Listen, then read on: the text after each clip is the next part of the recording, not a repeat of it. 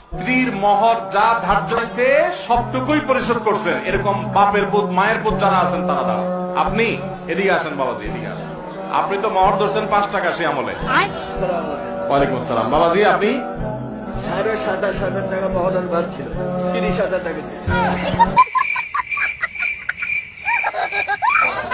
মারহাবা, নারায়ে তাকবীর।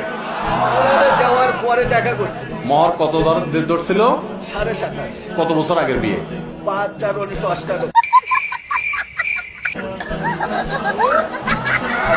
5/4/1998। যুবক পোলাপান, ভালোবাসার ট্রেনিং না, এগুলো মেড ইন জাপান ভালোবাসা। তোমাদের মতো মেড ইন চায়না 2 নম্বর ভালোবাসা না। ইটিস পিটিস 2 নম্বরই করবার ভালোবাসা। আগে রিয়েল ভালোবাসা হলো এগুলা, 2 নম্বর পথ না। মাশাআল্লাহ, একবারে বিয়ের তারিখ এরকম কড়কড়া মুখস্থ করে দিচ্ছে। আপনি কি এটা জিকির করেন নাকি মাঝে মাঝে?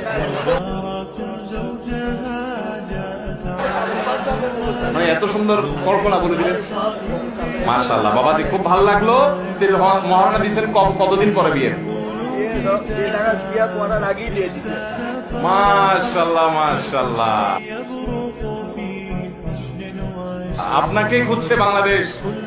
যুবক পোলাপান, বিয়ে করে বাসন রাইতে বোর হাতে পায়ে ধরে মাপ চাইবেন না এরকম ব্যাটাগিরি করবেন? এরকম ব্যাটাগিরি করবেন। মহর 10 লাখ 20 লাখ ধরবেন, 10 টাকা দেওয়ার ক্ষমতা নেই, সব 2 নম্বরই করবেন না। যা পারবেন তা ধরবেন, বুঝেন নাই?